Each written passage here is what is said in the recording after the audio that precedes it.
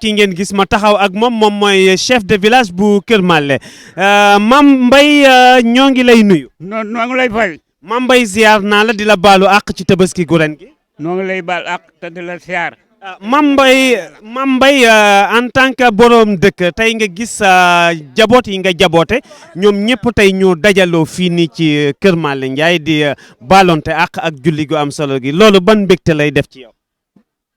li may def ci man mbégte mu rëy a rëy am na fa mu tàmbalee waaye am fa mu yem seenu jàmm ak seen bëgg lislaam ak seenu jàppalente ak seenu doylo ñoo ngi leen ci sant bu baax te di leen ci gërëm te di leen ci ñaanal yàlla lépp lu ngeen bëgg yéen a ko xam yàlla na leen ko yàlla defal bu leen ko defalee yàlla na ngeen ko jëriñoo ak njaboot gi yëpp ci barke Yonent bi sallallahu alayhi wa sallam. jërëjëf Mame Mbaye maa ngi lay jaajëfalaat bu baax ci télé bi.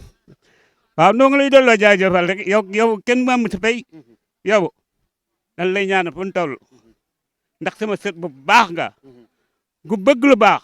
bëgg lislaam di ko jëfe kooku képp yenn mbindeef bu koy def dugal naa sama xol képp bu ko xëy ne kii nag yaa ngi dugg ci ay caaxaan wala ak yeneen ak yeneen man damay lay ñaanal yàlla wëlbati la nga dugg ci lislaam di def la ci yàlla bëgg nga di ko def ci barke Yonent bi sallallahu alayhi wa sallam. jërëjëf kon kooku ma taxawaloon léegi moom mooy chef de village bu Keur Malle.